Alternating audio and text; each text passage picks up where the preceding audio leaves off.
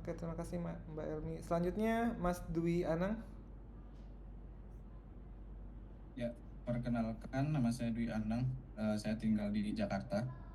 Untuk pekerjaan saya biasanya saya megang full stack. Untuk apa? Stacknya biasanya pakai Laravel, Go, React sama Vue. Itu aja. Oke, Makasih. oke, makasih Mas Anang. Selanjutnya Yasmin. Ya, saya Yasmin, asal daerah dari Bogor. Saat ini sudah pengalaman kerja 3 tahun sebagai 2 tahun sebagai front end, lalu 1 tahun sebagai full stack developer. Mungkin dari Oke, saya oke, itu. oke, makasih Mbak Yasmin. Selanjutnya Mas Singgi. Karena nama saya Singgi Septianugraha. Domisili saya sekarang di Jakarta Pusat. Saya bekerja sebagai front end, terlebih di React ekosistem ya. React sama Next.js. Oke, oke, oke, makasih Mas Singgi. Selanjutnya Mas Aldi. Ya, Assalamualaikum warahmatullahi wabarakatuh. Waalaikumsalam. Perkenalkan, nama saya Aldi Ardianto. Untuk domisili saya di Kota Tangerang Selatan. Untuk sibukan bekerja di staf administrasi di salah satu kampus ya. Untuk pengalaman terkait web developer, full stack untuk backend-nya menggunakan Laravel ya. Mungkin cukup. Oke, Terima oke. kasih Iya, semua. makasih. Ya. Selanjutnya Mas Aang. Baik, terima kasih. Assalamualaikum warahmatullahi wabarakatuh. Selamat malam Bapak Ibu semuanya yang saya hormati. Perkenalkan Bapak Ibu, saya Aang Yudo Prastowo. Saat ini posisi saya sedang mengajar dan untuk bidang web developer mungkin masih belum begitu mengenal dan masih pemula. Mungkin itu saja. Terima kasih. Sekian. Assalamualaikum warahmatullahi wabarakatuh. Waalaikumsalam warahmatullahi wabarakatuh. Selanjutnya, oke, makasih Mas Budi. Baik, terima kasih. Semoga suara saya terdengar sampai sana. Ya, masuk. Saya sekarang posisi di Kabupaten Ngawi, Jawa Timur. Kemudian untuk kesibukan sehari-hari serta portofolio di bidang web developer, saya pengajar di bidang TI, termasuk salah satunya untuk pembangunan website. Oke. Makasih Mas Budi. Selanjutnya Mas David. Selamat malam, nama saya David.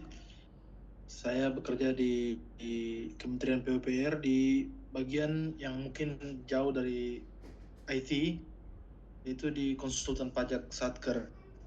Saya mau mengambil web developer karena biar bisa pindah bagian di instansi pemerintahan. Oke. Domisili saya dari Sulawesi Tengah. Oke, siap. Makasih Mas David. Terakhir Mas Reski. Oh iya, hadir. Suara saya terdengar ya? Masuk, Mas. Halo? Ya, masuk. Oke. Sorry, masuk. Berarti ini perkenalan diri ya? Iya, perkenalan dulu. Oke. Sebelumnya mohon maaf, saya bisa karena menurunkan sendiri. Nama saya Reski.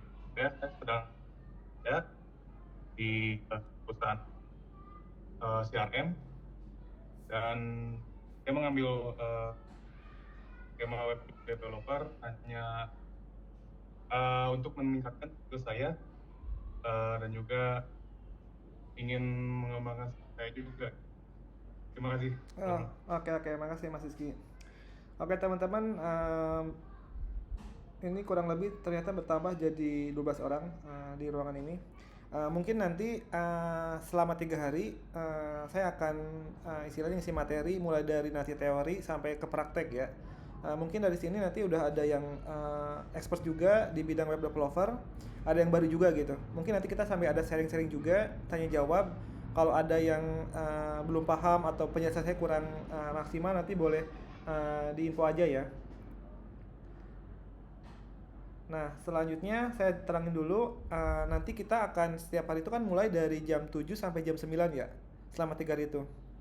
Nah, lalu nanti ada proses untuk pretest. Pretest itu nanti teman-teman ngejawab dulu yang dikasih Google linknya. Selain itu nanti ada penilaian untuk kehadiran selama 3 hari itu apakah teman-teman hadir semua. Lalu nanti ada tugas juga. Penilaian selama 3 hari tugasnya apakah dikerjakan atau enggak. Terakhir paling nanti ada post test. Nah, harapannya teman-teman bisa mengikuti dengan baik semua kegiatannya. Karena nanti di akhirnya kan teman-teman akan mengikuti uji kom ya. Untuk mendapatkan sertifikasi web developer gitu. Nah, harapannya saya bisa membantu teman-teman untuk istilahnya udah kebayang lah nanti tuh seperti apa untuk sertifikasinya gitu, uji komnya. Sampai sini ada yang mau tanya dulu?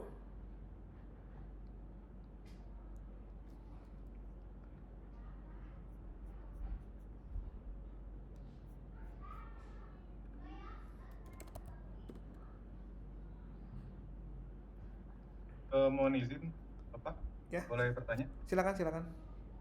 Untuk jamnya sendiri gimana ya Pak? Bisa fleksibel atau kita ngajak gimana Pak di uji komnya? Nah, kalau untuk uji komnya nanti itu ada gantian ya, nanti diatur sama pihak sana. Jadi nanti udah ditentuin, oh ini misalnya bagian ke 10 jam berapa, ini bagian ke berapa gitu. Jadi nanti ada sesinya. Oke, baik. Nanti diinfoin di grupnya yang sesuai dengan uji komnya. Nanti dikasih info sama admin. Oke, baik. Terima kasih banyak Pak. Iya, sama-sama. Biasanya tuh nggak jauh dari misalnya nih terakhir pelatihan ini sampai hari Jumat. Nah, biasanya hari Senin itu udah uji kom gitu. Nggak jauh-jauh banget harinya.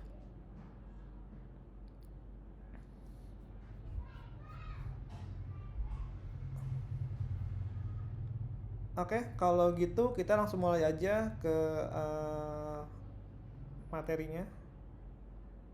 Jadi nanti kita akan prakteknya seputar web developer. Cuma lebih spesifiknya nanti kita akan menggunakan PHP dan frameworknya Laravel ya. Ini ada chat malam juga ajakannya. Nah, untuk waktunya tuh nanti biasanya tergantung kebagian jadwalnya ya. Biasanya sih dari pagi jam 9 sampai siang biasanya.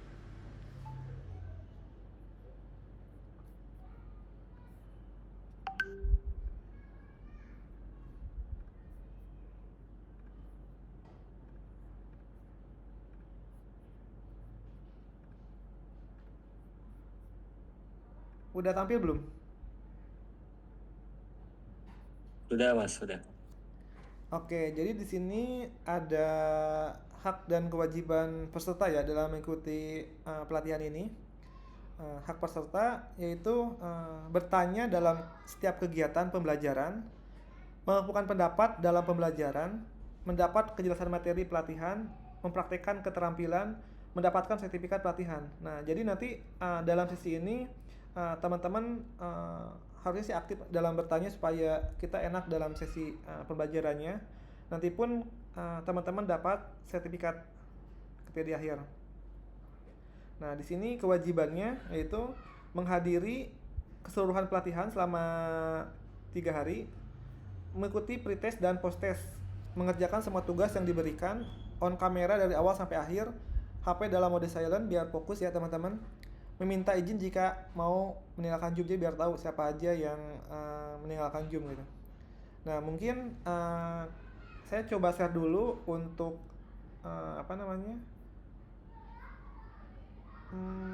pretestnya supaya teman-teman bisa ngisi dulu. Bentar.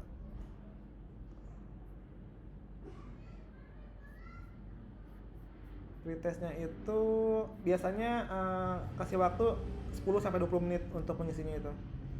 Saya coba isi dulu pretest. Mana ya linknya? Pretest.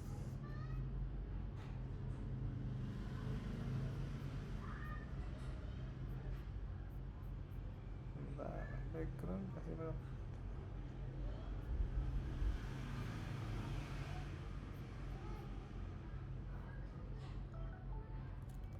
Pretest.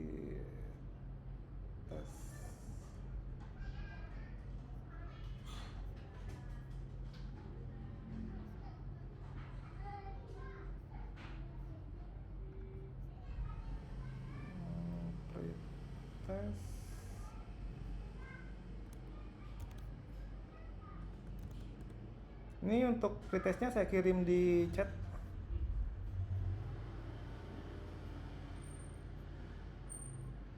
Mungkin teman-teman boleh diisi dulu untuk pretestnya.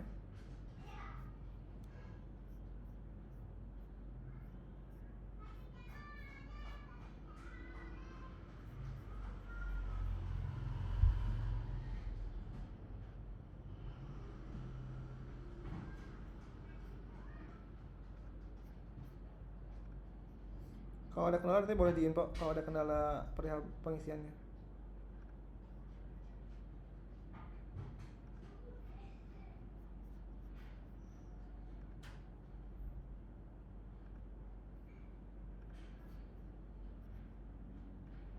Udah bisa diakses belum linknya?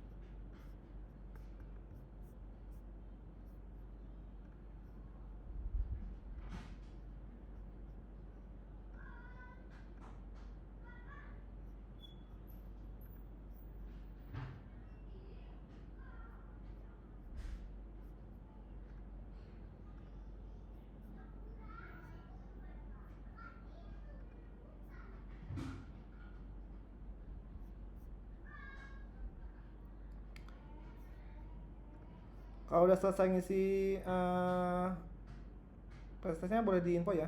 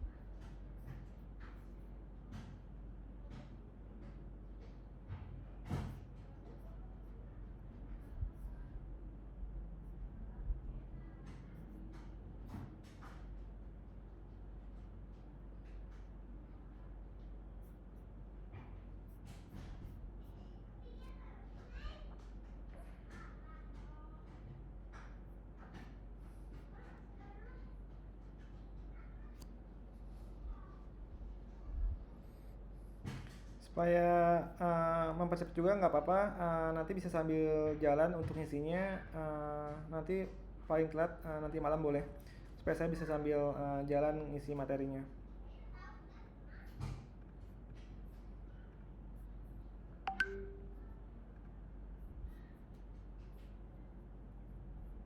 Udah tampil ya?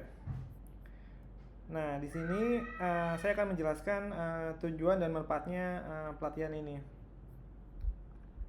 Jadi tujuannya tuh supaya pemahaman web development-nya lebih baik lagi, atau yang tadinya tidak tahu jadi tahu, yang tadinya tidak bisa jadi bisa. Lalu menguasai tools dan teknologi, kemampuan praktis karena nanti kita langsung praktek, meningkatkan daya saing. Jadi harapannya teman-teman nanti bisa jadiin portofolio atau jadi ada knowledge lah dalam mengikuti pelatihan ini. Terus nanti harapannya bisa kreativitas dan teknologinya update gitu. Nah, manfaatnya nanti kita akan membuat website dari nol, peluang karir, efisiensi project, problem solving, dan portofolio siap pakai gitu. Jadi nanti sebisa mungkin teman-teman pun lebih kreatif, kalaupun tugasnya lebih jangan cuma ngikutin tapi lebih update itu, apalagi sekarang adanya AI itu sangat membantu gitu.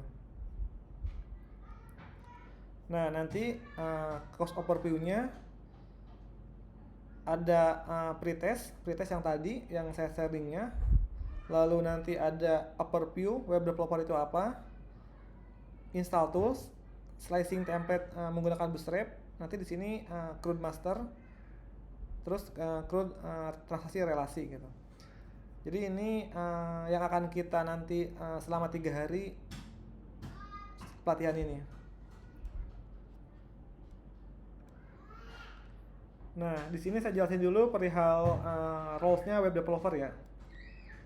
Jadi web developer itu adalah orang yang bertugas membuat, mengembangkan, dan memelihara situs web gitu. Di sini ada 3 roles atau 3 bagian. Biasanya ada front-end developer, yaitu menggunakan HTML, CSS, dan JavaScript untuk mendesain dan membangun elemen visual dan interaktif yang berinteraksi langsung dengan pengguna. Nah, biasanya ini kan cuma basicnya aja ya. Nah, tapi di dunia kerjanya kan itu udah pasti pakai framework ya. Framework misalnya kayak Vue.js, misalnya kayak Next.js atau Nux gitu. Nah, lalu di sini pun ada backend developer, fokus pada logika server, basis data dan API, menangani autentikasi, otorisasi, dan pemrosesan permintaan pengguna. Nah, biasanya bahasanya Python, Java, Ruby, PHP, JavaScript, Golang, atau yang lain. Nah, jadi si backend ini prosesnya dia di belakang, istilahnya nggak kelihatan. Kalaupun misalnya dari restoran, nah yang bagian pelayanan itu kan itu front end tuh yang menampilkan. Nah, di belakang tuh kayak di dapur itu bagian yang proses itu adalah back endnya. Nah, lalu ada lagi satu lagi yaitu full stack developer. Full stack ini menguasai front end dan back end, mampu bekerja di semua lapisan aplikasi dari UI UX hingga server dan database. Jadi si full stack ini menguasai semuanya, menghandle front end dan back end dan ke server juga gitu. Jadi dia menguasai semua elemen kayak avatar. Sampai saat ini ada yang tanya dulu perihal roles-nya web developer?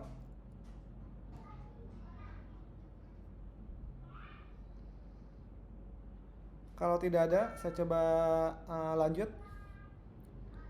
Untuk framework dan tools-nya, nanti kita akan menggunakan Laravel. Kenapa Laravel? Framework PHP open source yang digunakan untuk mengembangkan aplikasi web dengan fitur modern dan powerful. Karena dia selain MVC pattern, ada Eloquent ORM-nya, terus artisan command line untuk membantu bikin lebih mudah gitu. Lalu kita menggunakan Bootstrap, framework open source untuk membuat situs web dan aplikasi web dengan desain responsif dan komponen UI yang siap dipakai. Responsif, komponen, dan grid system. Jadi nanti UI-nya bisa menyesuaikan. Nanti kita akan menggunakan Bootstrap.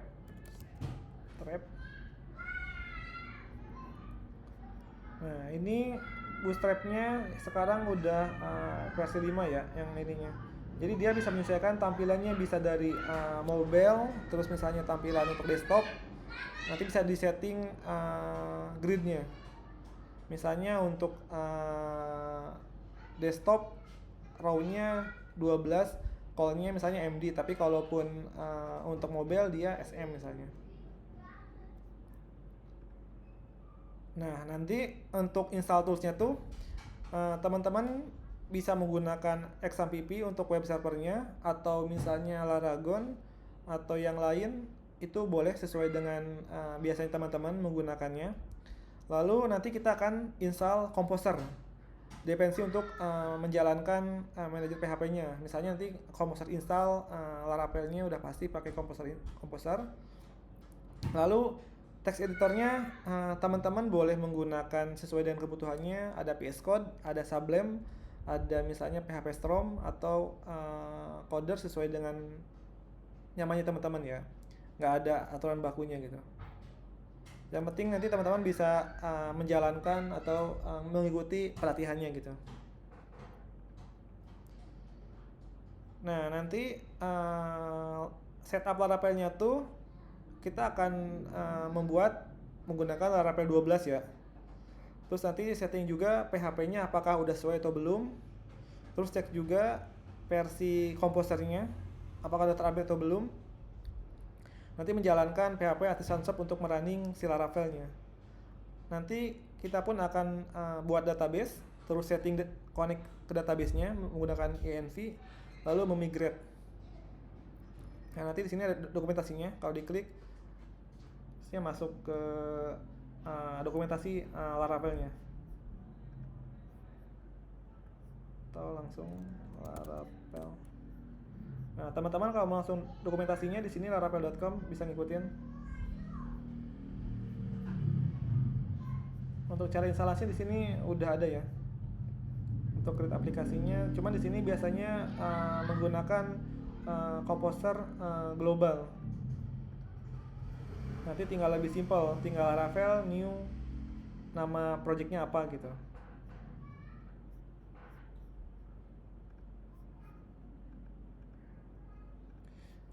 Nah, nanti di akhir sesi ada tugas, cuma tugasnya pun nggak terlalu ribet, yang ngikutin aja. Nah, selanjutnya saya akan menjelaskan perihal panduan web developer. Jadi nanti teman-teman pun database-nya kita akan menggunakan SQL.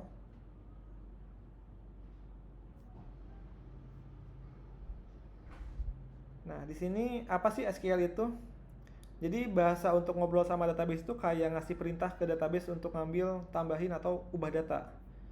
Misalnya saya di sini menggunakan Navicat untuk connect ke database-nya.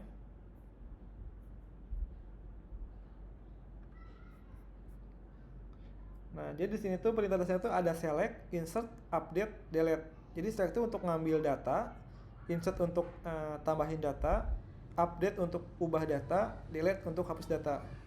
Contohnya tuh misalnya di sini saya akan select bintang from user. Jadi kita akan mengambil data semua user. Nih, ini akan muncul semua datanya. Misalnya kita mau ngambil beberapa kolom aja, tinggal ambil kolomnya apa. Ini dia akan muncul sesuai selectnya gitu. Nanti teman-teman boleh langsung coba kalau mau langsung praktek untuk MySQL-nya ini. Nah, lalu di sini untuk framework dan library-nya biasanya ada framework Laravel, framework PHP yang powerful, terus React.js, library untuk UI. Ini sangat banyak banget yang digunakan.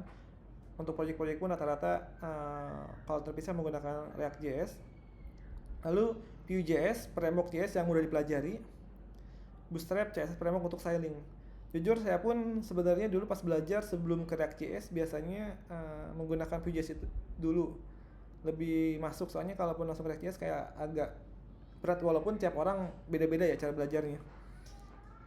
Kalaupun mau langsung ke React.js itu juga nggak masalah sih harusnya. Kenapa pakai framework? Jadi kita menggunakan framework itu supaya coding lebih cepat, rapi, dan nggak perlu bikin dari nol. Kayak pakai template yang udah jadi gitu. Kayak kita istilahnya bikin rumah dari awal kan, mulai bikin dulu satu-satu gitu. Nah, dengan framework tuh udah ada mock-up-nya, udah ada, tinggal masang-masangnya aja gitu. Nah, nanti pun ada misalnya kalaupun di dunia web development ini ada testing dan UIT. UIT itu testing terakhir yang dilakukan sama user buat mastiin aplikasi udah sesuai kebutuhan mereka. Jadi ketika kita udah ngedevelop sistem, pasti di akhirnya itu diuji dulu sebelum istilahnya go live gitu. Kan nggak mungkin tiba-tiba kita nge-launch produk gitu, terus banyak bug segala macam. Makanya harus di testing dan UIT dulu, memastikan bahwa semua fitur berjalan dengan baik gitu. Nah, di sini cara kerjanya, bikin skenario testing, user cobain fitur, catat hasilnya, fix kalau ada masalah. Jadi saya sendiri untuk project misalnya, saya ada sampling misalnya, ini manual, masih manual ya, by Excel, misalnya kayak gini, hasilnya testingnya apa, terus statusnya komplit atau enggak, misalnya kalaupun belum, nanti masih belum ditandain gitu, atau pending segala macam. Nah, ini biasanya tergantung dari timnya ya, menggunakan apa untuk manage testingnya ini, UIT-nya ini. Biasanya ada yang menggunakan Jira juga atau yang lain. Nah, di sini contoh skenario-nya, testing checkout di toko online. User pilih barang, masuk keranjang, bayar, selesai. Nah, ini apakah sesuai atau enggak? Kan biasanya ketika masuk keranjang, nambahin 2 barang, kok tiba-tiba barangnya nggak nambah. Nah, itu kan berarti ada bug. Bug itu yang harus diperbaiki. Nah, baru balikin lagi untuk direvisi gitu. Itu untuk UIT dan testingnya. Nah, di sini ada monitoring aplikasi. Kenapa monitoring? Biar tahu aplikasi kita normal atau ada problem gitu. Kayak cek kesehatan, bahwa kita running nih lancar, nggak ada masalah gitu. Atau bisa jadi ada orang yang iseng gitu, mau ngeakses route tertentu atau sistem kita yang nggak normal gitu. Itu bisa juga sih. Jadi enak kalau monitoring biar kebaca gitu. Terus yang dimonitor apa? Biasanya dari CPU juga, apakah misalnya prosesnya full atau enggak gitu. Terus memori RAM-nya juga kepake enggaknya, bandwidth-nya, kecepatan internet, respon time-nya dia seberapa lama gitu. Nah, ini kadang sering problem ketika kita develop di lokal tuh, lancar, nggak ada masalah gitu. Tapi tiba-tiba pas kita launch ke live, tiba-tiba kok ada error. Ternyata misalnya problemnya yang akses banyak berbarengan gitu. Itu kan bisa jadi CPU-nya langsung nge-lag atau full gitu. Nah, makanya itu memudahkan kita monitoring, problemnya dari mana nih? Apakah query-nya yang berat? Apakah emang servernya yang kurang atau seperti apa? Itu bisa dioptimis lagi. Nah, di sini tools monitoring biasanya ada Uptime Robot, Nagios, Grafana.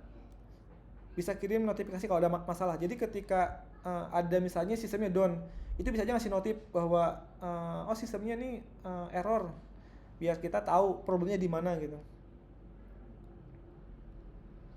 Atau kalaupun saya pribadi biasanya misalnya untuk monitoring problem, misalnya salah satu sampling,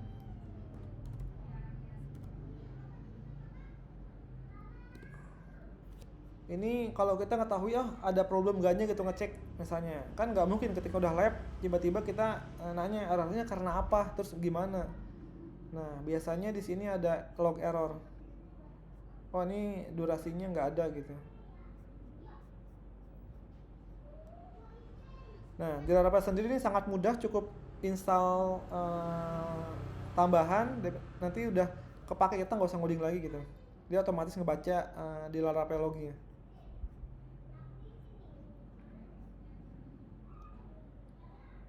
Nah, di sini keamanan aplikasi. Jadi kita identifikasi resiko, cari tahu ancaman keamanan yang mungkin terjadi kayak hacker, virus, atau kebocoran data. Nah, saya sendiri beberapa akhir ini sering banget gitu.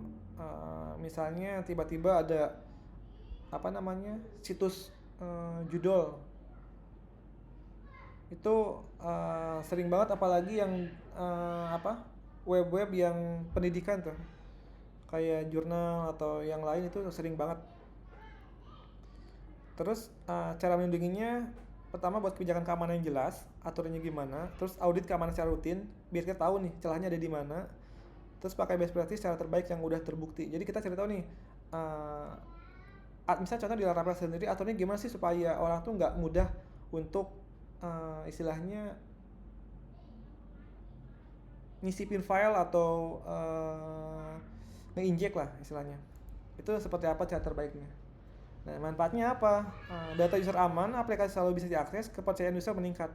Jadi kalaupun sistem kita udah aman kan kita tenang juga, nggak banyak problem gitu. Nah, di sini ada migrasi dan update.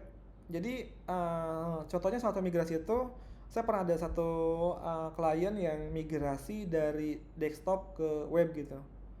Nah, itu pun kan otomatis udah beda bahasa juga gitu. Yang tadinya dari PB ke PHP gitu.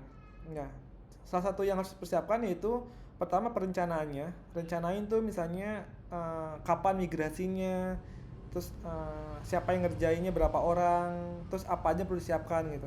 Itu wajib banget. Lalu persiapan data, pastiin data bisa dipindahin dengan aman dan nggak ada yang hilang. Jadi kan misalnya migrasinya tuh dari sebelumnya datanya di 100. Nah, ketika pindah ke sistem yang baru, itu datanya harus tetap aman, jangan sampai berkurang gitu. Lalu eksekusi, pindahin sistem dari yang lama ke yang baru sesuai jadwal gitu. Jadi kita ada timeline misalnya untuk migrasi ini butuh berapa lama gitu. Nah, dari sana udah ada jadwalnya, kita harus eksekusi gitu. Nah, di sini ada manajemen proyek. Jadi untuk manajemen proyek ini kita biar memanage bahwa proyek itu sesuai dengan harapan atau kelar tepat waktu gitu. Pertama, di sini ada perencanaan, tentuin tujuan, deadline dan tim yang terlibat dalam proyek. Jadi kita tahu nih dalam sebuah proyek itu udah pasti ada deadline-nya. Deadline-nya berapa lama? Misalnya rata-rata 2-3 bulan misalnya. Terus timnya siapa aja nih? Ada front end-nya siapa, back end-nya siapa, terus DevOps-nya siapa, kalaupun timnya banyak gitu. Lalu koordinasi, pastiin semua tim berkomunikasi dengan baik dengan kerjasama yang solid. Jangan sampai antara front end dan back end itu ada miss gitu. Front end mintanya responnya apa, back end ngasihnya apa gitu. Itu bisa menghambat juga dalam development gitu. Lalu monitoring, pantau progres proyek dan cari solusi kalau ada masalah. Jadi ini wajib banget ya. Ketika kita punya misalnya contohnya ada timeline selama 3 bulan, kita cek nih selama udah 1,5 bulan tuh udah berapa progresnya, udah berapa persen pengerjaannya. Jangan sampai progresnya tuh di 10% terus gitu kan. Kendalanya apa? Harus cepat, solusinya harus cepat gitu. Nah, selanjutnya di sini ada tools untuk produktivitas. Toolsnya text editornya teman-teman boleh menggunakan VS Code, PHP Storm, tempat yang coding nyaman, terserah teman-teman enaknya pakai apa.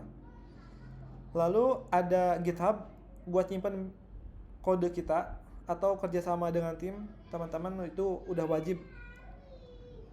Lalu di sini ada Jira, manajemen task atau tracking progress. Biasanya Jira tuh untuk memudahkan tasknya apa aja yang dikerjain, terus progresnya apakah udah selesai atau belum. Nah, di sini testing tools, PHP unit, yes, buat testing otomatis gitu. Jadi yang tadinya testing manual itu bisa langsung di Laravel sendiri ada PHP unit gitu. Biar langsung sukses atau enggaknya gitu. Nah, di sini tips sukses web developer. Pertama, fundamentalnya. Walaupun sekarang eranya AI, tapi kalaupun fundamentalnya kurang kuat, agak nggak baik ya, nanti pasti bingung gitu. Kuasai dasar-dasar pemrograman, algoritma, dan database dengan kuat.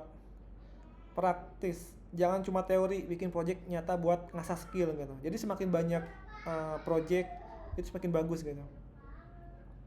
Update terus, teknologi web cepat berkembang, jadi harus selalu belajar hal baru.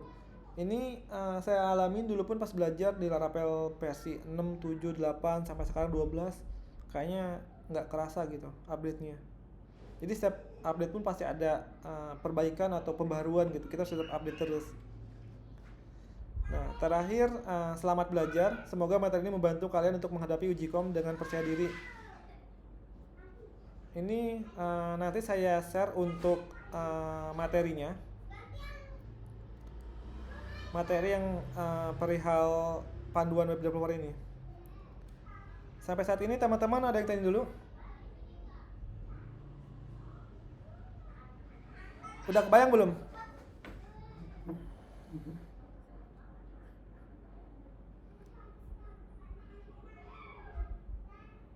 Nanti saya share untuk linknya di ini kalau teman-teman mau nanti sambil baca.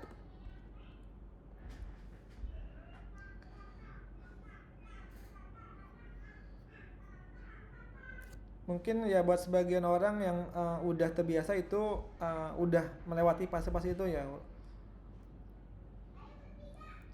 Mungkin nanti pun selain materi kita ada sharing session juga, teman-teman boleh bertanya seputar di luar materi tapi masih di dalam web developer gitu.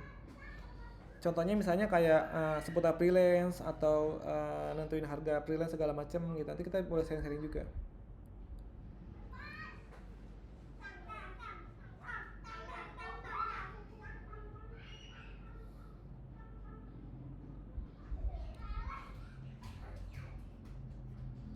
Oke teman-teman, ada yang tanya dulu?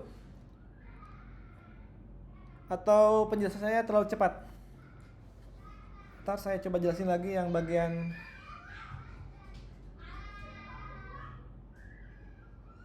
Mas yang belum tahu soal web dev, apakah bisa mengerjakan hal seperti itu yang Mas bilang tadi? Ini lebih spesifik mengerjakan yang mana ya? Soal atau apa?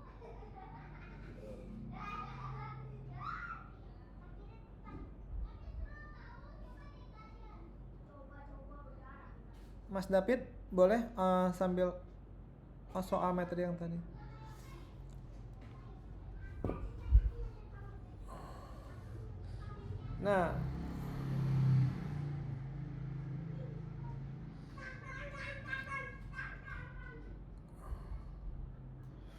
Nah, untuk yang belum tahu web dev, apakah mengerjakan hal itu seperti ini, Mas? Sebenarnya itu pelan-pelan ya, jadi nggak bisa semuanya langsung bisa dalam satu waktu gitu. Jadi step by step dipelajarinya gitu. Itu pun butuh waktu yang nggak cepat juga, harus pelan-pelan. Soalnya kalaupun langsung belajar semuanya ya mabuk yang ada. Biasanya kan dulu pun saya belajar dari front end dulu. Oh tahu nih gimana cara buat web developer website gitu. Terus belajar back endnya misalnya. Jadi satu-satu gitu proses belajarnya. Untuk uji komnya apakah itu ada praktek atau mengerjakan soal? Nah jadi untuk uji kom ini nanti teman-teman ngasih atau nge-share project terbaiknya gitu, meyakinkan istilahnya assessment atau yang menguji itu bahwa kita tuh bisa gitu. Nanti kita presentasi project yang terbaik kita buat. Nah nanti mereka ngasih pertanyaan atau ngetes, oh coba lihat misalnya source kodenya seperti apa kita bisa menjelaskan atau enggak gitu. Jadi nggak ada lagi untuk soal sih, nanti langsung kita kayak interview kerja sebenarnya. Untuk meyakinkan kalau kita benar-benar bisa gitu. Mas penasaran kenapa Vue dibilang lebih mudah daripada React? Nah ini pun saya pun nggak tahu kenapa ya pas ngebandingin ya, pas awal belajar React tuh kok nggak lama pahamnya gitu. Apakah saya sendiri mungkin belajarnya pasifnya kurang dalam atau apa gitu, tapi pas belajar Vue.js itu kayak oh paham nih cara penggunanya seperti ini, lebih simpel dari query-nya pun lebih mudah dipahami gitu.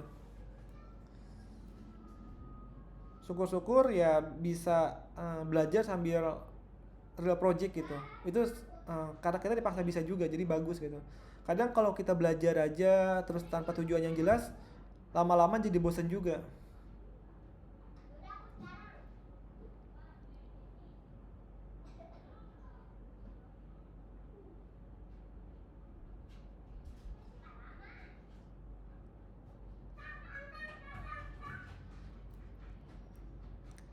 Pas uji kom itu harus pakai bahasa program framework bebas atau kata di sananya. Sebenarnya untuk bahasa pemrograman itu bebas sih, selama itu kita buat website terserah mau menggunakan apa aja. Tapi karena di kelas ini atau materi ini menggunakan Laravel, sebisa mungkin pakai Laravel aja nggak apa-apa. Jadi jangan sampai di luar pelatihan gitu. Kita kan pelatihannya misalnya menggunakan Laravel, terus tiba-tiba misalnya nanti menggunakan Python, nanti kan nggak ada kesinambungannya antara Python sama Laravel ini, kecuali integrasi antara Python misalnya untuk ngebaca istilahnya apa tuh, face recognition-nya untuk baca muka atau absensinya gitu.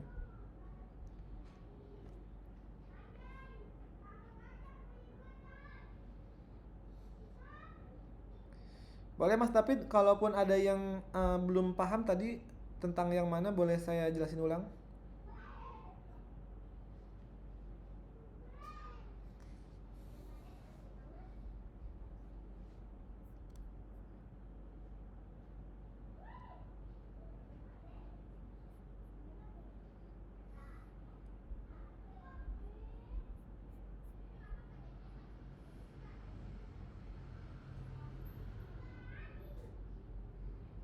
Oke, oke.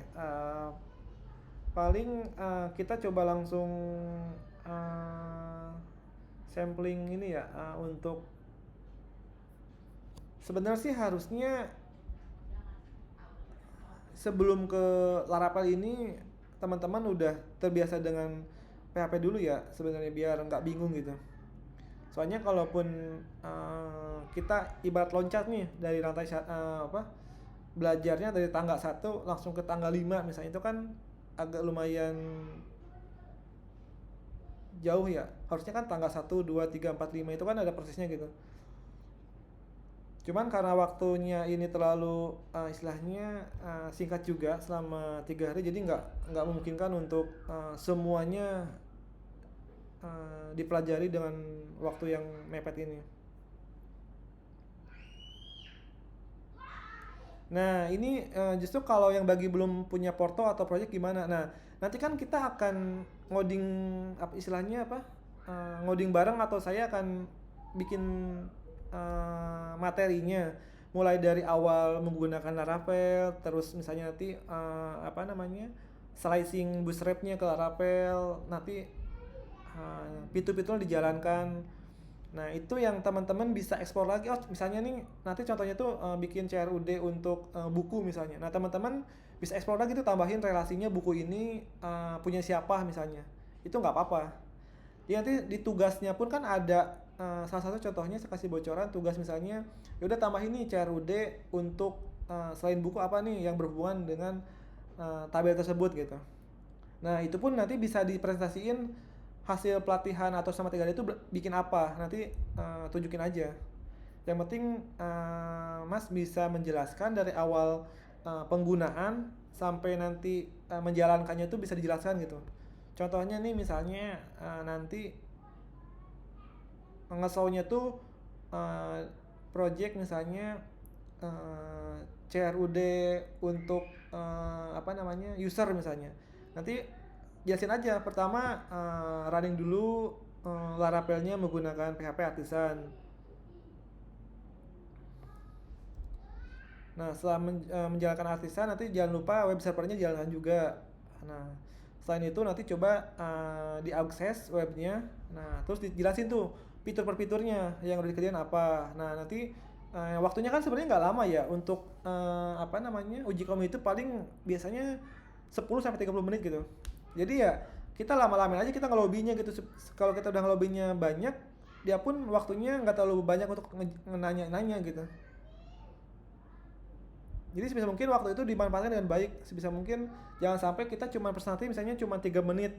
Nah kan masih ada waktu banyak tuh, nanti waktu udah habisin buat nanya itu. Oh gimana cara penggunaannya, gimana kalau ada akses ini misalnya. Nah makanya selama pelatihan ini teman-teman aktif untuk bertanya gitu.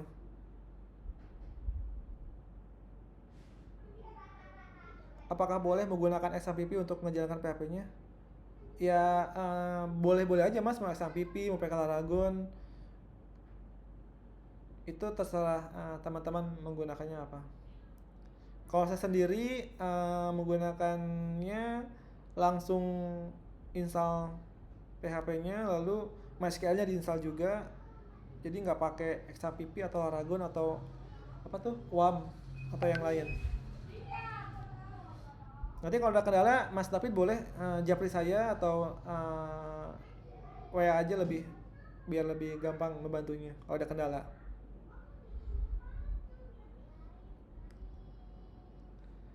Ya, harapannya untuk uji kom itu full stack sih. Jadi langsung spesifik full gitu. Jangan cuman tampilannya aja. Harapannya backend-nya pun berjalan gitu.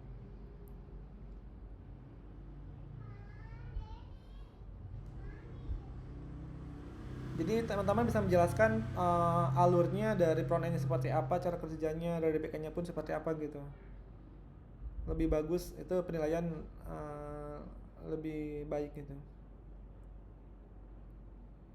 Jadi teman-teman nggak usah khawatir, yang penting pede aja gitu. Teman-teman bisa ngejelasin apa yang teman-teman udah buat.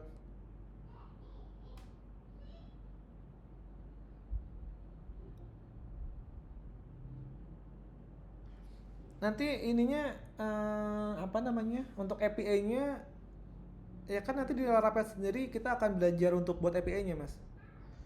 Jadi nanti di sini selain nge-slicing, nanti di akhir kita akan belajar API mulai dari misalnya autentikasinya, nanti generate tokennya, nanti aksesnya seperti apa token tersebut di front end misalnya. Nanti kebayang kalau kita udah praktek sih.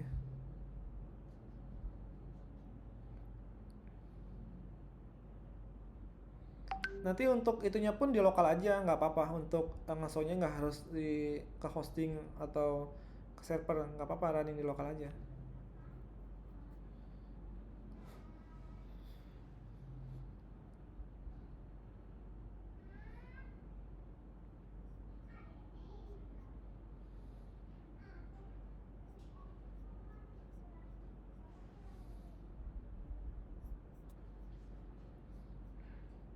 Oke, ada lagi teman-teman yang bertanya, yang belum paham atau yang belum jelas untuk penjelasannya?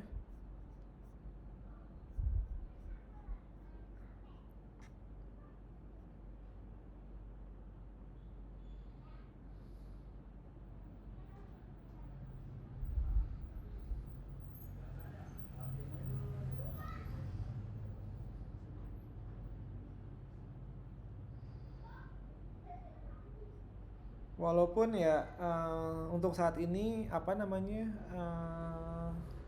kebutuhan di dunia industri untuk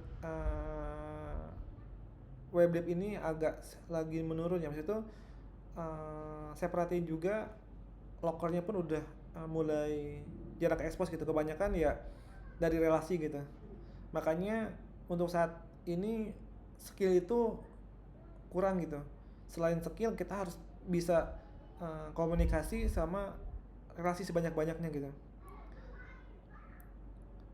Itulah power of relasi. Entah itu kita mau dapat project freelance atau kita kerjaan onset atau apapun itu, skill aja nggak cukup untuk saat ini. Apalagi dengan adanya AI itu mengurangi istilahnya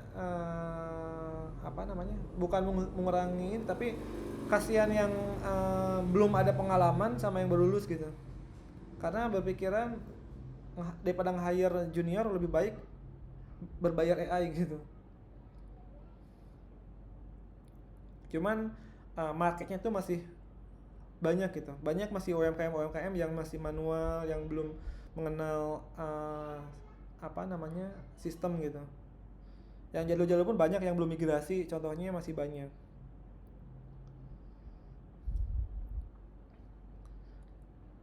Kalau saya dulu pribadi kenapa mengambil IT, salah satunya karena pas 2020 tuh lagi naik-naiknya gitu. Jadi wah kayaknya IT tuh enak gitu, kerjanya tuh depan laptop, terus gajinya gede, terus selain itu bisa ngajar juga, bisa lanjut kuliah jadi dosen segala macam gitu. Jadi peluangnya lebih banyak gitu dulu awalnya tuh. walaupun ya sampai sekarang tetap bertahan gitu, walaupun full freelance. Salah satunya yang buat bertahan tuh ya punya produk gitu. Jadi kalaupun kita udah punya produk, walaupun nggak ada klien, kita bisa hidup dari produk tersebut.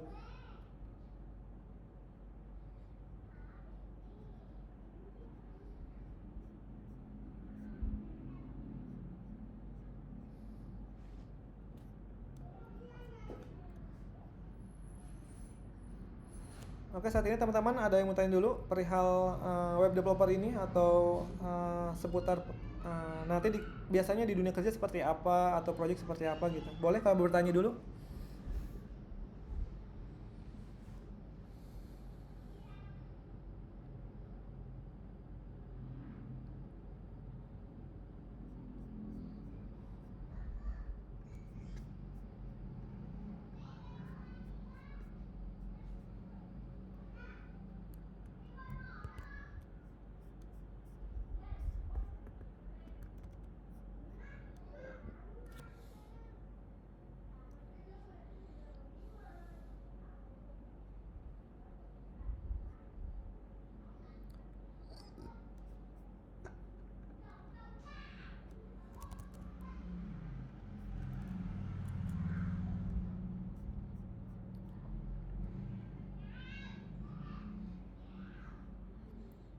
Oke teman-teman, ada yang mau tanya lagi? Nggak apa-apa sambil sharing-sharing aja. Kalau ada yang mau ditanyain dulu.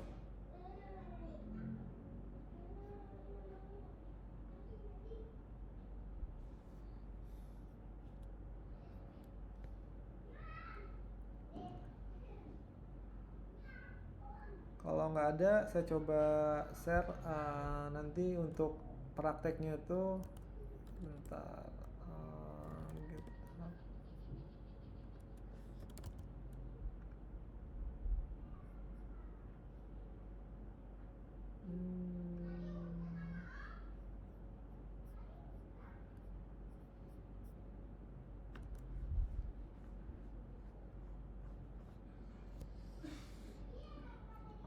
Ya, untuk uji kom nanti text editornya bebas ya, mau menggunakan AI-nya atau apa gitu. Yang penting ketika teman-teman ditanya itu bisa menjawab gitu. Contohnya misalnya nanti teman-teman saat proses CRUD coba validasinya gimana gitu. Atau misalnya ini kalaupun error ini seperti apa gitu. Yang penting lebih ke bisa menjawab sih. Tapi menjawabnya jangan sampai ditanya ke AI juga pertanyaannya. Nanti yang ngejawab itu bukan kita sendiri tapi AI yang jawabnya.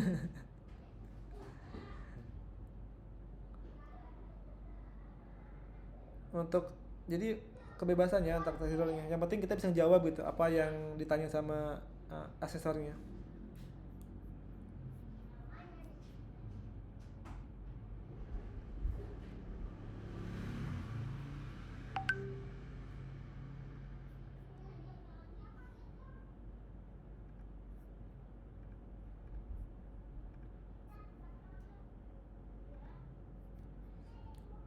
Nah, kurang lebih nanti materinya yang akan kita di pelatihan ini nanti kita menggunakan SB admin ke Laravelnya.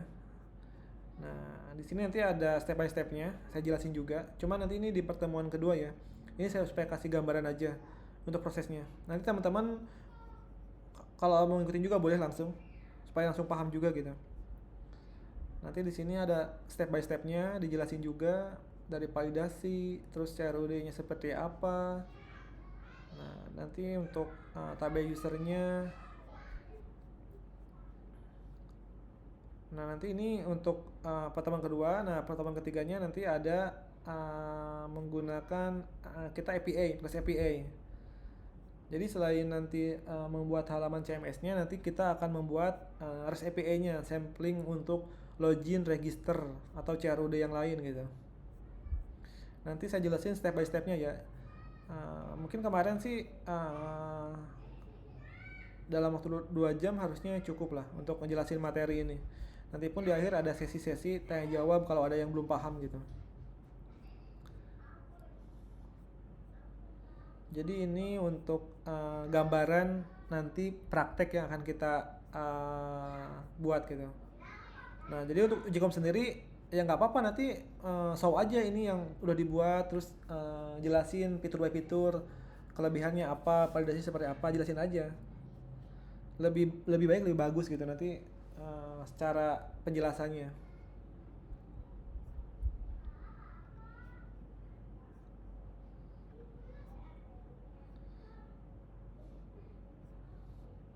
Paling itu teman-teman untuk gambarannya sampai hari ketiga. Nanti kita untuk prakteknya di pertemuan kedua ya.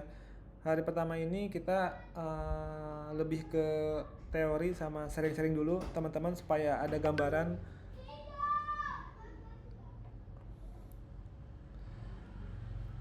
Boleh teman-teman, waktunya masih banyak. Kalaupun mau sharing-sharing dulu boleh. Atau mau bertanya, jangan malu, nggak apa-apa. Saya pun sama dulu awal-awal seperti teman-teman ngikut-ngikut pelatihan segala macam gitu.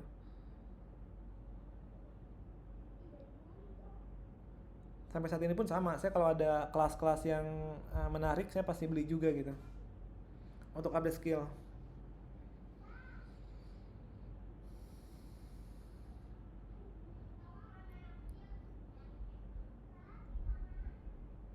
Mas Syarizal, Ya, boleh. kalau untuk instalasi toolsnya itu dikerjain saat ini di kelas ini atau nanti setelah kelas? Untuk mulai instalasinya ya, sebentar. Tadi boleh kalaupun mau langsung instalasi boleh, nanti saya kirim yang tadi untuk materi pertama. Jadi kan nanti tadi ada instalasi apa namanya, toolsnya menggunakan SHPP atau Laragon, terus install juga komposernya, terus dipersiapkan untuk istilahnya pertemuan selanjutnya udah ngikutin gitu. Itu pun udah termasuk ke tugas pertama. Jadi tugas pertama itu teman-teman siapin juga, yaitu untuk toolsnya udah siap, text editornya segala macem. Jadi pertemuan kedua teman-teman bisa ngikutin langsung gitu. Nah, saya pun kalaupun teman-teman ini masih awam banget, saya ada istilahnya referensi lah untuk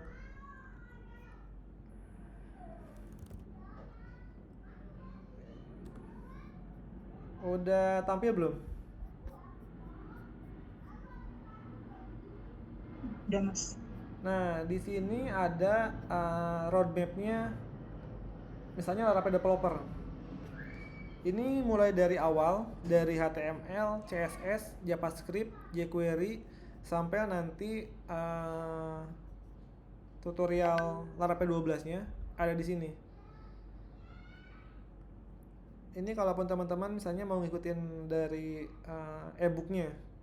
Nah, biasanya saya pun sama, dari yang gratis dulu, ketika sudah mulai paham, nanti bisa beli yang berbayar gitu, untuk update ke lebih atasnya lagi. Ini pun pemahamannya mudah, saya pun jujur aja untuk materinya belajar dari sini. Saya pun beberapa kali bikin apa namanya, tulisan di sini. Ini dibuat tuh dulu tahun kapan ya? Kayaknya udah lama juga nih, yang awal banget belajar nulis. Jadi teman-teman kalaupun mau belajar bisa langsung ke websitenya Santri Coding. Banyak banget yang gratis di sini, bisa teman-teman pelajari gitu. Mau belajar Laravel Developer atau tadi ada full stack Golang Vue atau full stack JS. Ini gratis ya, yang gratis. Tapi kalaupun berbayar nanti ada juga yang berbayarnya. Jadi sebelum yang berbayar mendingan coba yang gratis dulu. Saya pun di Santri Coding ini udah banyak kelas yang saya ambil. Setiap ada update saya pasti beli gitu.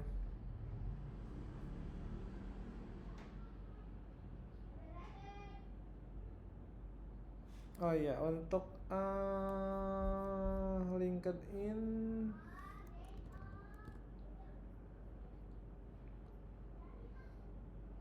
boleh.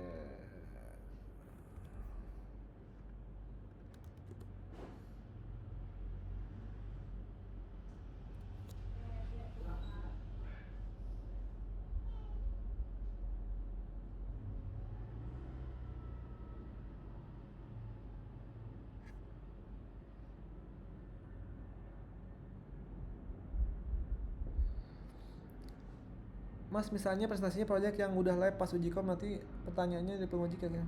Ya, sebisa mungkin lokalnya pun ready gitu. Jadi kita bisa menjelaskan juga secara kodenya gimana gitu. Jangan sampai kita presentasiin di live tapi kita nggak megang source kodenya gitu. Nanti kalaupun dia nanya kita gimana ngejelasin, jangan sampai itu disangkanya punya orang lain gitu. Kan bisa aja misalnya saya presentasiin yang udah live, misalnya sistem Tokopedia misalnya, wah keren banget, pembuatannya bagus, tapi pas nanya gimana prosesnya kita nggak punya source kodenya gitu. Jadi ya harapannya teman-teman menggunakan siapin juga di lokalnya gitu.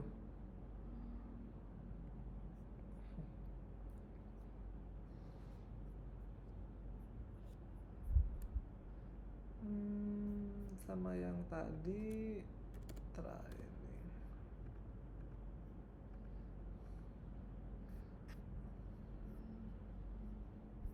Sama nanti paling kalaupun mau masuk ke grup seputar web developer ini, nanti saya tampung di grupnya. Kalau ada pertanyaan yang ada problem di instalasi toolsnya atau apakah udah sesuai atau belum gitu, boleh nanti aktif juga di grup gitu.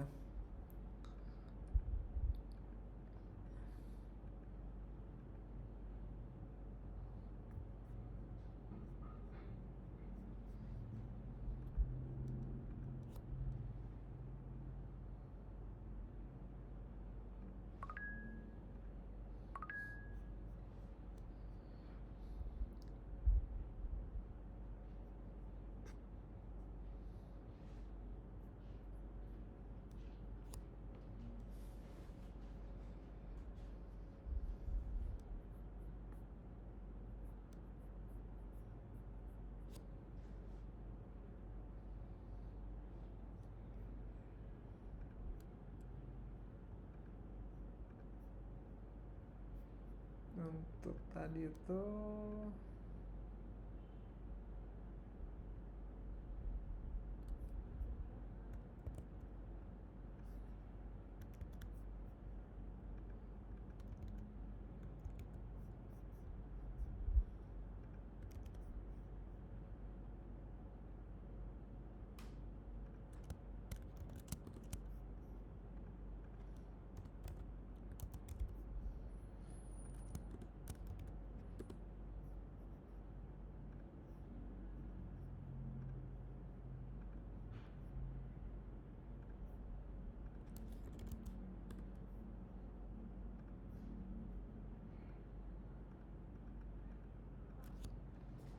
nah, jadi untuk hari pertama ini tugasnya install semua toolsnya yang dibutuhkan, menggunakan XAMPP, Laragon atau yang lain, lalu install komposernya, lalu install juga text editornya. Nanti bisa di screenshot mulai dari PHP versinya sesuai enggak gitu. Misalnya installnya dipastikan PHP 8 ke atas gitu. Jangan sampai versi 7 ya, soalnya versi 7 nanti nggak support untuk Laravelnya.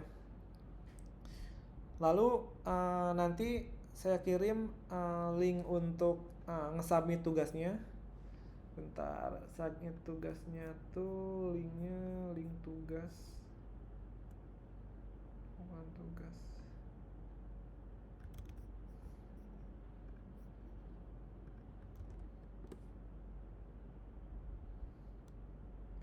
Itu untuk link tugasnya. Jadi teman-teman sebelum besok memulai pertemuan kedua praktek, harapannya ini udah terkumpul semua ya untuk tugasnya itu. Kalau ada kendala nanti bisa info aja ke saya kendalanya di mana gitu. biar saya bisa bantu.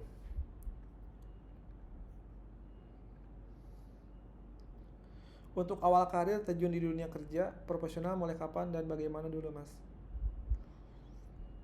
Nah, kalau saya pribadi, saya mulai terjun tuh pas semester 4 kuliah di Bekasi.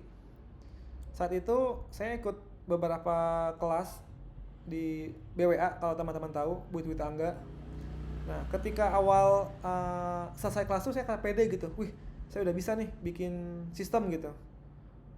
Nah, PD-nya itu akhirnya habis-habis lamaran nyoba-nyoba, kebetulan ada yang nyantol salah satu perusahaan di bidang apa ya namanya tuh, permodalan gitulah, permodalan. Nah, tapi ternyata kendalanya itu apa yang udah kita pelajari sama di lapangannya kadang berbeda gitu. Wah, ternyata pas udah kerja tuh beda ya, kita belajar misalnya bikin travel, di dunia kerjanya kita bikin case-nya berbeda gitu.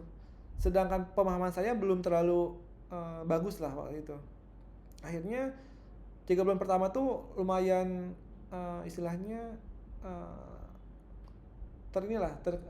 kesulitan banget lah. Adaptasi yang tadinya belajar kita ikut tutorial, pas kita kerja, wah agak beda ya. Walaupun pas awal-awal saya sampai belum paham apa gitu GitHub, saya masih nyontek codingan yang lama gitu, nyari tutorialnya dulu gitu. Jadi lebih banyak belajarnya lagi daripada ngerjain tugasnya gitu, atau task di kerjaannya. Nah, cuman lama-lama karena terbiasa, dipaksa untuk bisa, jadi ya alhamdulillah terbiasa. Nah, dari sana pun saya berpikir kalau kita kesulitan sendiri, kita harus nyari teman atau nyari komunitas yang bisa ngebantu gitu. Akhirnya dulu saya nyari komunitas atau perkumpulan developer yang bisa sharing-sharing lah. Nah, dari sana dulu ketemu Bekasi Dev gitu. Akhirnya setiap saya ada problem, sharing di sana, ada yang bantuin gitu. Jadi ngerasa error tuh nggak sendirian gitu. Ada yang lebih jago yang bisa ngebantu gitu. Apalagi sekarang komunitas di Telegram pun Laravel ID tuh aktif juga gitu. Banyak, jadi kalau ada problem ya banyak yang bantuin juga. Nah, tapi untuk saat ini untuk mulainya itu nggak mudah gitu. Maksudnya itu saingannya selain banyak, terus banyak jebolan-jebolan startup pun yang nyari kerja juga gitu. Jadi antara kebutuhannya sedikit, saingannya agak lumayan berat gitu. Ya makanya relasi itu sangat penting saat ini. Kalaupun sejago apapun kita, skillnya udah expert, tapi kalau nggak punya relasi ya agak susah gitu. Apalagi dari segi harga pun sekarang ya nggak seideal dulu gitu. Mas jelasin soal tugas barusan, soalnya nge-lag laptopnya. Untuk tugasnya saya coba share ulang.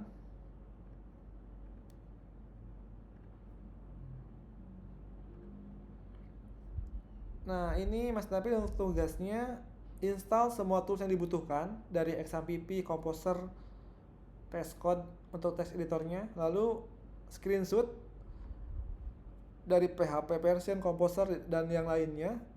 Lalu linknya udah saya kirim tadi, dan subjeknya tugas 1.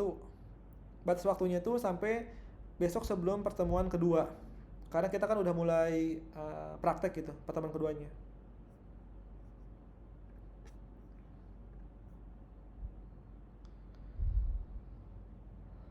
Nah, ini tutor plus gimana? Nah, saat ini kan karena marketnya pun istilahnya kurang baik lah, terus saingannya pun banyak. Itu pinter-pinternya kita. Pertama, gimana caranya kita kenal banyak orang gitu. Salah satunya ya kita aktif di komunitas, terus misalnya kayak tadi bikin tutorial atau bikin artikel, terus perbanyak relasi, kita join komunitas, sering-sering kumpul biar orang tuh tahu bahwa kita tuh skillnya di mana gitu. Nah, selain itu, jadi ketika kita ada suatu kesempatan, kitanya udah siap, kita ngeyakininya banyak portofolio, itu lebih bagus gitu dibanding kita belum persiapan. Jadi ya saran saya sih mulai aktif di komunitas, terus bagaimana caranya orang-orang tahu bahwa kita tuh punya skill, misalnya di Laravel misalnya.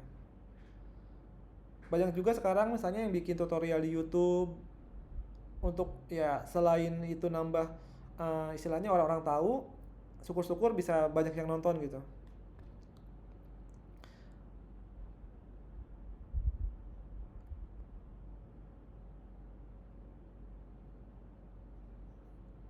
Oh, wait. Yang ini ya untuk screen tugasnya.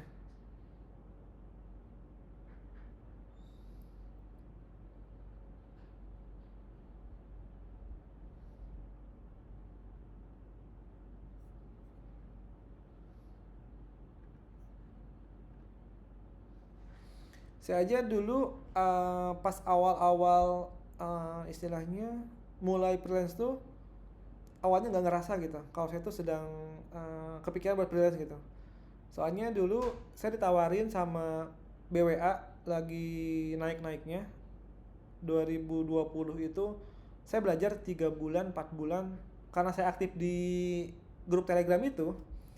Saya ditawarin sama Mas Galih jadi asisten mentor gitu. Asisten mentor untuk ngebantu member-member yang ada kesulitan gitu. Nah, dari sana orang-orang pada tahu dong kalau saya tuh seolah kayak jago, padahal saya pun sama ketika mereka ada error saya pun nyari-nyari solusinya juga gitu.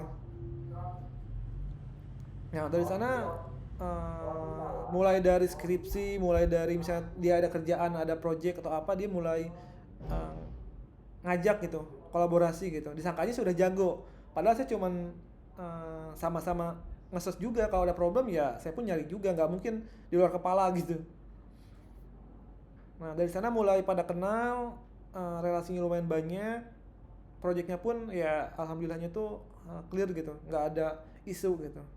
Nah, itu pun sangat penting ya untuk menjaga nama baik gitu. Jangan sampai gara-gara project nggak seberapa tapi reputasi kita hilang gitu. Itu saya sering banget ngelihat di forum-forum yang problem lah istilahnya, ngilang lah atau apalah gitu. Makanya jangan sampai ya itu uang nggak seberapa tapi reputasi yang kita udah bangun bertahun-tahun hilang gitu aja gitu, nilainya nggak sebanding.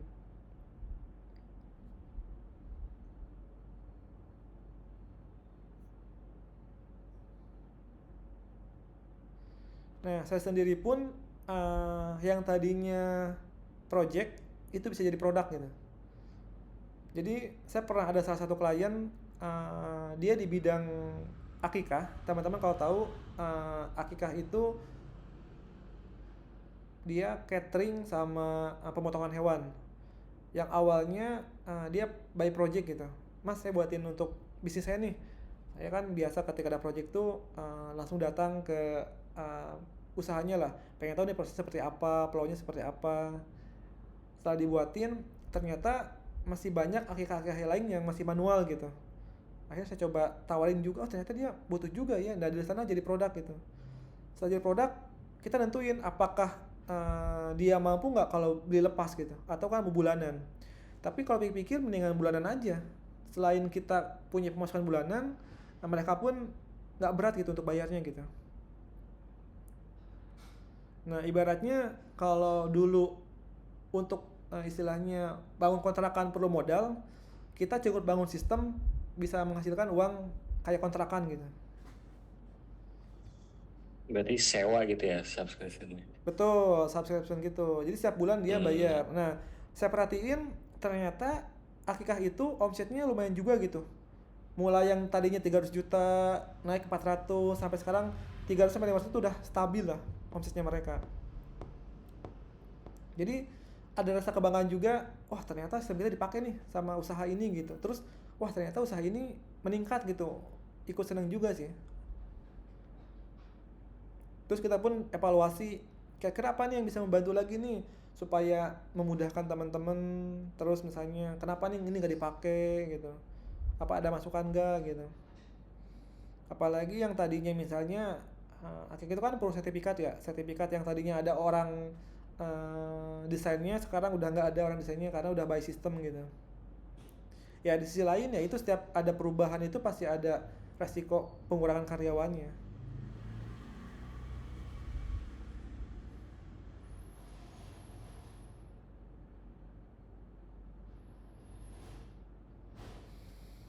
Untuk aplikasi yang diinstal ini nanti rawan terkena malware atau enggak, atau ke-delete dari Windows security-nya. Nah, biasanya sering banget indeks PHP itu dianggap malware gitu.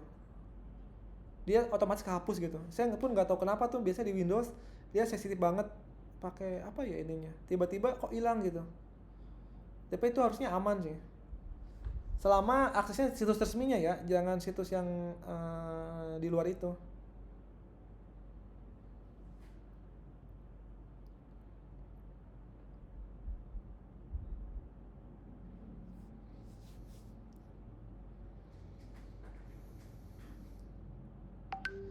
Jadi ya harapannya teman-teman pun istilahnya optimis lah di web developer ini, walaupun di dunia industri ini misalnya peluangnya sekarang agak berat, tapi masih besar untuk UMKM itu masih belum ada sistem gitu. Masih banyak kok usaha-usaha yang nggak kelihatan ternyata dia omsetnya gede gitu, tapi dia masih manual by Excel misalnya. Itu kan kita bisa bantu digital gitu, biar bosnya nggak usah nanya lagi omset berapa ke admin, dia tinggal buka HP tinggal langsung ketahuan omsetnya gitu. Atau ya bisa juga kita istilahnya niru sistem yang udah ada, kita buat lebih murah dan lebih lengkap gitu. Itu bisa juga sebenarnya. Yang penting kita bisa ngejual produk itu. Nah, justru tantangannya banyak programmer yang bisa ngebuat tapi nggak bisa ngejual gitu. Itu PR besarnya juga sebenarnya. Banyak programmer yang udah jago gitu ngebuat sistem, tapi dia bingung ngejualnya gimana. Nah, syukur-syukur teman-teman pun bisa, selain bisa ngebuat, bisa ngejual juga.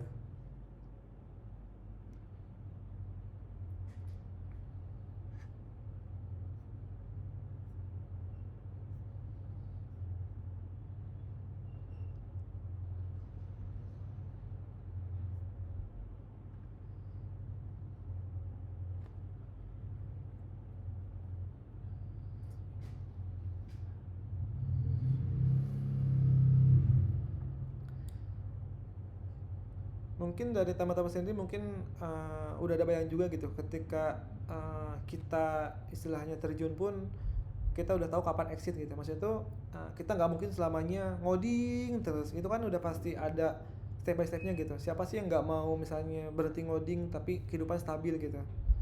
Nah, saya pun sama memikirkan itu, gimana caranya misalnya di umur 35 tuh udah mengurangi lah, yang tadinya ngoding 100% berkurang jadi 50, berkurang 30, 20, lama-lama misalnya udah nggak ngoding lagi tapi pemasukan udah stabil gitu. Nah, itu pun ya saya pikirin juga ketika target tersebut harapannya ya tercapai gitu. Caranya gimana ya, step by step kita kuasain dulu teknologinya, saya itu perbanyak relasinya, syukur-syukur punya produk gitu, produk itu yang akan ngebantu gitu. Makanya yang saya perhatiin juga dari software house, dulu kan banyak banget tuh software house tuh. Saya perhatiin software house tuh banyak, tapi istilahnya banyak yang tumbang juga gitu. Problemnya apa sih? Banyak banget programmer yang istilahnya pede gitu, wah udah bisa nih bikin software house atau proyekan sendiri gitu. Tapi kalau fondasinya kurang kuat atau dia nggak punya produk, kan proyek itu kan nggak selamanya ada. Jadi kadang ketika nggak ada itu kan kita perlu hidupnya. Makanya kalaupun kita punya produk yang udah stabil, itu enak banget untuk nutupin cost yang ketika nggak ada project gitu. Boleh mas, ini kalau mau ke WA saya.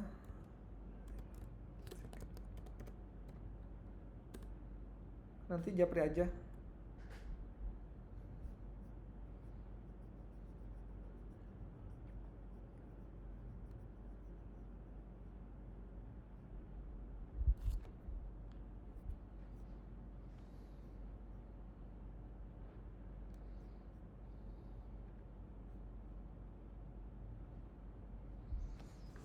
Jadi teman-teman udah ada gambaran ya perihal web developer ini, walaupun tadi udah ada yang berpengalaman, terus ada yang baru belajar juga.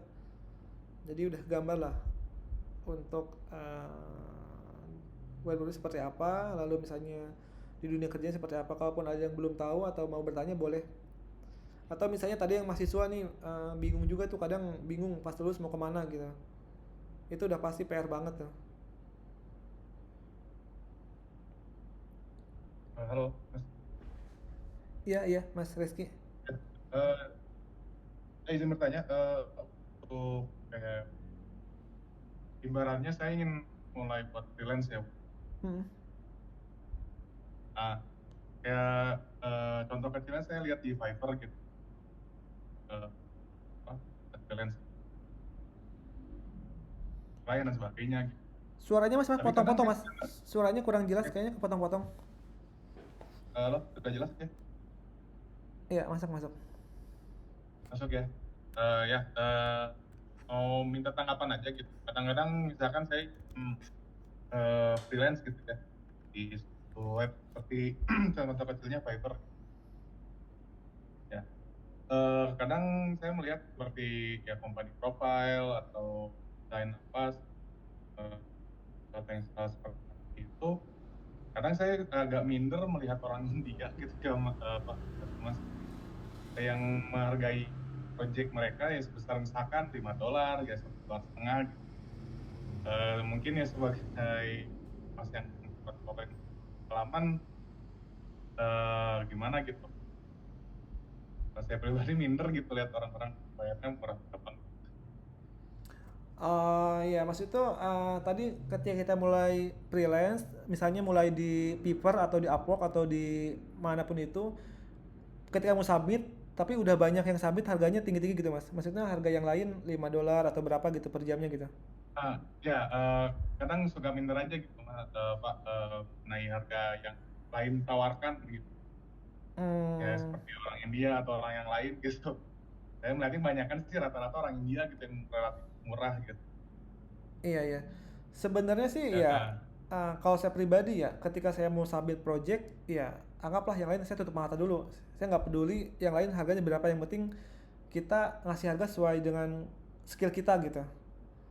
Supaya kita nggak, daripada kita minder, kita nggak pede, kita nggak submit, mendingan ya udah kita abain aja yang lain, kita tetap submit gitu. Mau terima enggaknya yang penting kita udah nyoba atau udah ikhtiar gitu. Nah, pertama itu. Kedua, sebisa mungkin perbanyak relasi dari yang, kalau syukur-syukur ada komunitasnya tuh, misalnya komunitas freelance-nya di Fiverr. Jadi kita bisa ngopi bareng atau onset atau ngobrol bareng gitu. Jadi biar kita tahu tambahan trik and triknya misalnya ketika nge-submit gitu. Itu penting juga. Jadi syukur-syukur bisa kolaborasi gitu. Ketika nanti Masnya ada project nggak ke-handle tapi udah dapat, bisa ngajak temannya itu gitu. Nah, itu pun walaupun nggak mudah ngefilternya ya, tapi ya kita harus di awal penting sih itu untuk kolaborasi. Tapi saran saya tadi di awal, anggaplah yang lain tuh nggak ada dulu lah. Yang penting kita nge-submit pede aja gitu. Daripada kita nggak pede terus nggak jadi nge-submit, ya itu jadi nggak gagal dong. Mendingan tetap submit, kita pede aja. Nah, kedua, aktif komunitas atau cari temen yang sama-sama freelance gitu. Jadi biar nanti bisa kolaborasi ketika ada project, entah itu kita diajak atau kita ngajak orang gitu. Saya pun sama di awal-awal nggak pede sendirian, saya ngajak, oh tahu nih orang ini jago di back end misalnya, saya ajak, ada project nih, bisa nggak gitu. Nih kayak Mas Singgi tuh, bisa ajak saya Mas kalau kebanyakan katanya. Jadi ya itulah pentingnya misalnya ada relasi gitu, siapa tahu ada project atau kita diajak itu bisa kolaborasi gitu. Makanya sekarang tuh udah bukan waktunya kerja sendiri tapi kerja kolaborasi.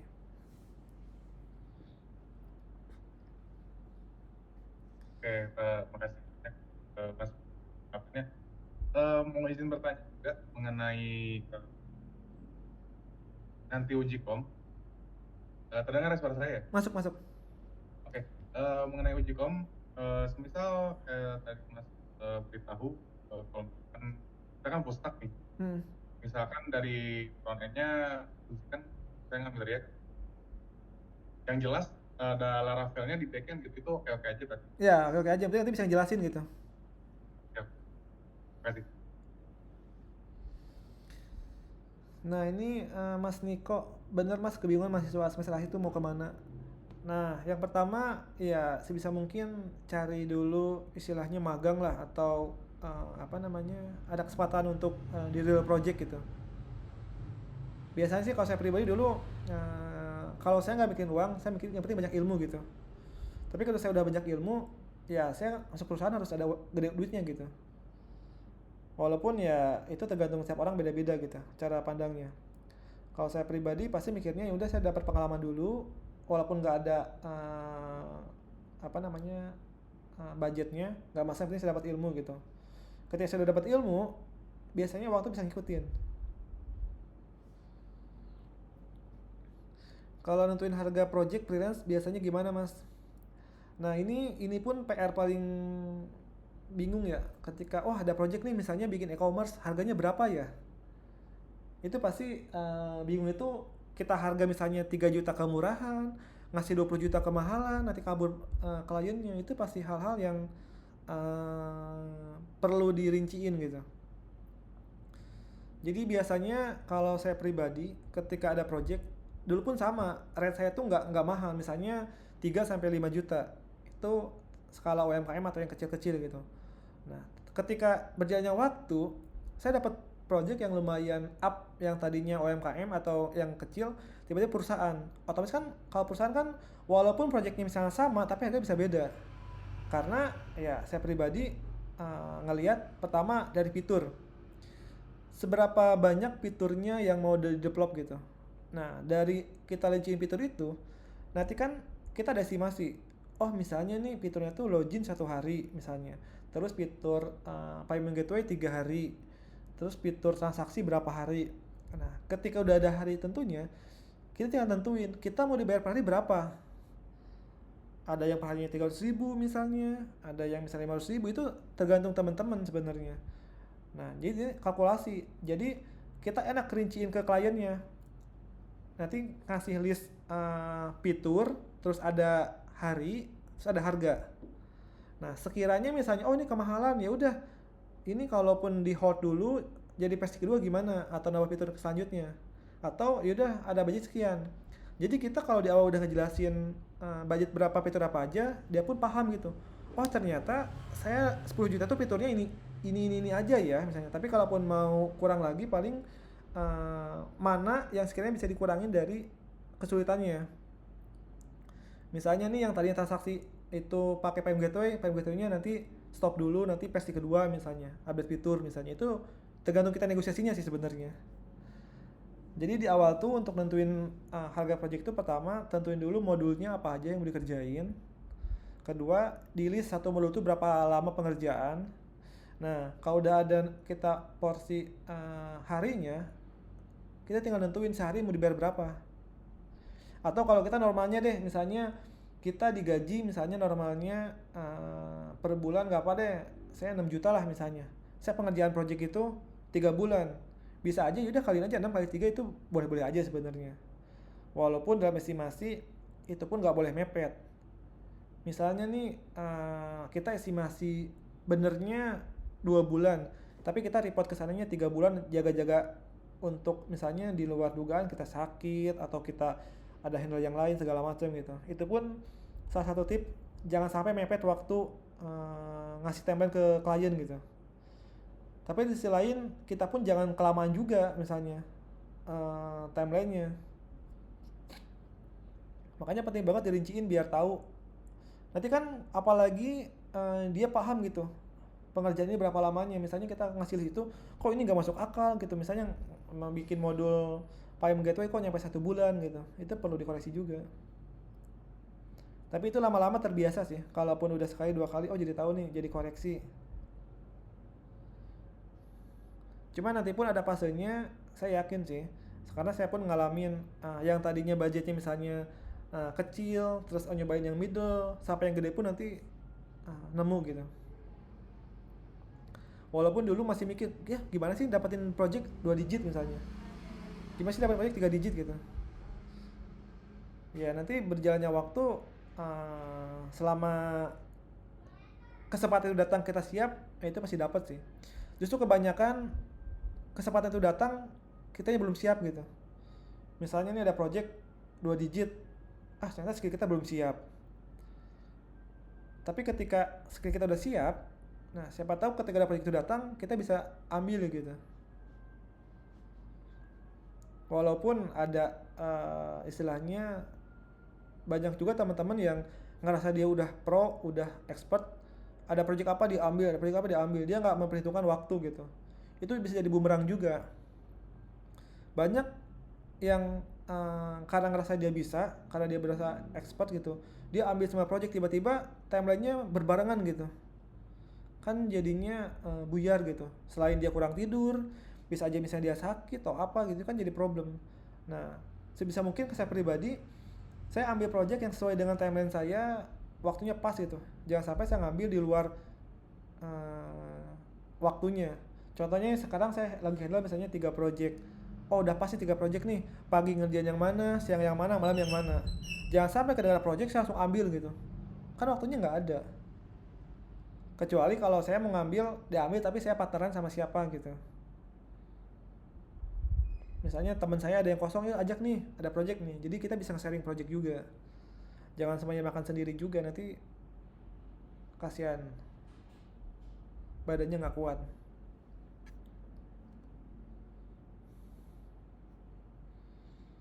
Oke Mas Dwi Anang, mungkin itu yang bisa saya jelasin sesuai pengalaman saya di dunia freelance. Mungkin teman-teman ada yang mau nambahin?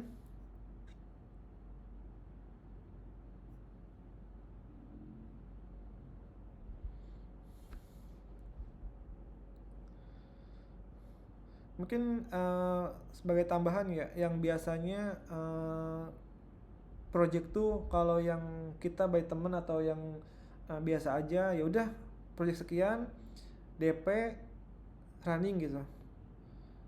Itu kadang apa namanya, jadi bumerang. Tengah-tengah jalan tuh, Mas ini kok fitur ini belum ada ya, ini kok nggak ada ya. Karena ya di awal nggak ada kesepakatannya gitu, nggak tertulis gitu. Jadi sebisa mungkin di awal tuh pertama udah jelas juga fitur apa aja yang mau dibuat, budgetnya pun udah ada di SPK tersebut, DP pun sebisa mungkin wajib di awal, walaupun berapa persen gitu, itu wajib untuk sama-sama komitmen gitu. Nah, siapin juga satu server untuk update ketika ada progress, jadi nanti bisa langsung dia cek, oh mas ada update nih, bisa dicek misalnya update-annya, jadi buat bukti gitu kalau progresnya itu ada. Terus komunikasi sama klien sebisa mungkin update gitu, jangan ngilang ada gitu, itu sangat penting. Nah, untuk teman buatin teman kuliah program nggak buat tugas akhir, saya pas awal-awal tuh saya sampai ikut sidang. Waktu itu kan pas zamannya COVID ya, masih istilahnya sidang pun online ya. Jadi dia menggunakan 2 monitor, satu Google Meet sama saya, satu lagi sama pengujinya gitu. Terus ketika ada dia problem langsung, Mas ini ada problem nih gini-gini, langsung saya perbaiki langsung gitu. Jadi waktu dulu pas awal-awal ya saya ngambil kebanyakan project dari skripsi gitu, ngebantu skripsi. Cuman kesini wah skripsi budget nggak seberapa, pusingnya iya gitu. Akhirnya saya nggak ambil lagi untuk project itu. Soalnya ya kita ada fasenya naik kelas lah. Maksud tuh yang tadinya budgetnya maksimal 5 juta, sebisa mungkin sekarang minimumnya udah 5 juta gitu.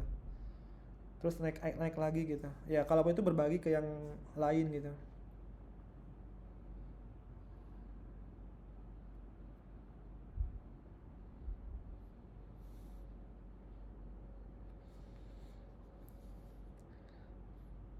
Soalnya saya kadang mikir banyak juga teman-teman saya yang lebih jago gitu.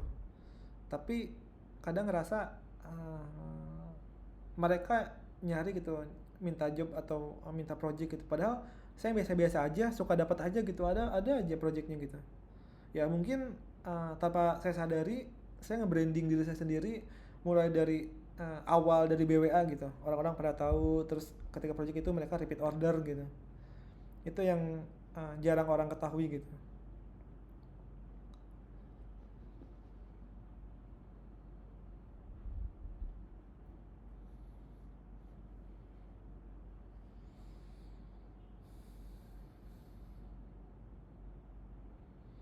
Atau kalaupun teman-teman misalnya mau ketemu offline, saya di Bekasi atau sering juga ke Jakarta ke klien, boleh kalaupun mau ngopi-ngopi.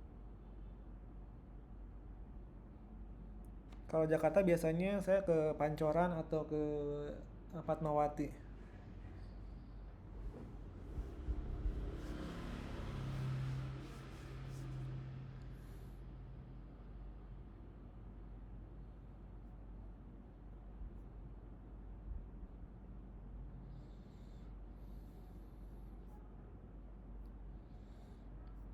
Nah gitu teman-teman, ada yang tanya lagi teman-teman seputar web developer ini atau freelance? Atau ada pertanyaan lagi yang lain?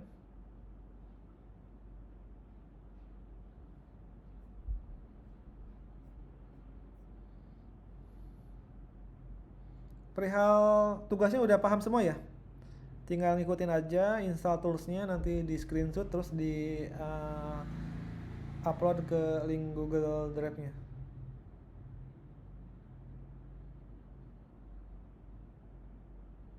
Kalau ada kendala nanti boleh japri ke saya, kendalanya di mana.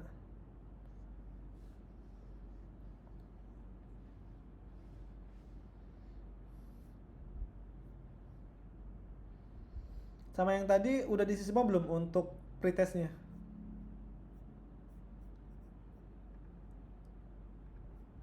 Pretestnya Sudah Mas. Oke. Oh iya, sama presensinya nih. Presensinya teman-teman jangan lupa absen juga nih. Presensi.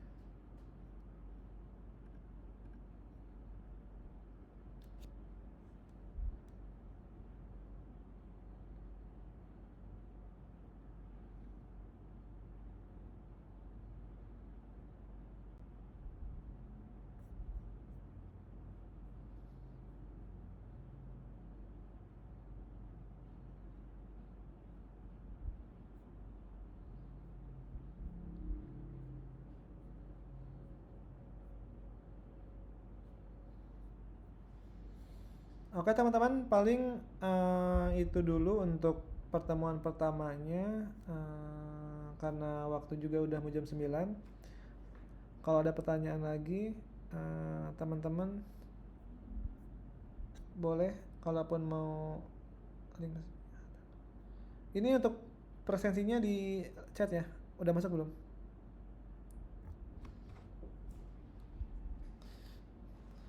Teman-teman boleh setelah ngisi presensi boleh, kalaupun mau ada kegiatan lain atau mau istirahat boleh, kalaupun mau sharing-sharing dulu boleh juga. Jadi untuk pertemuan pertama ini cukup sampai di sini. Mohon maaf kalau ada salah kata atau kekurangan. Nanti kita pertemuan kedua langsung praktek ngoding ya. Jangan lupa tugasnya nanti disubmit sebelum pertemuan kedua dimulai. Paling itu aja. Makasih banyak teman-teman yang udah join malam hari ini. Semoga besok kita bisa bertemu lagi di pertemuan kedua. Boleh kalau yang mau langsung logout boleh. Kalau yang nanya dulu juga boleh. Kalau mau masih stay di sini. Ya, terima kasih Mas Rizal ya. Ya, Izin live ya. Ya, silakan Mas. Ya, salam semua. Assalamualaikum. Salam.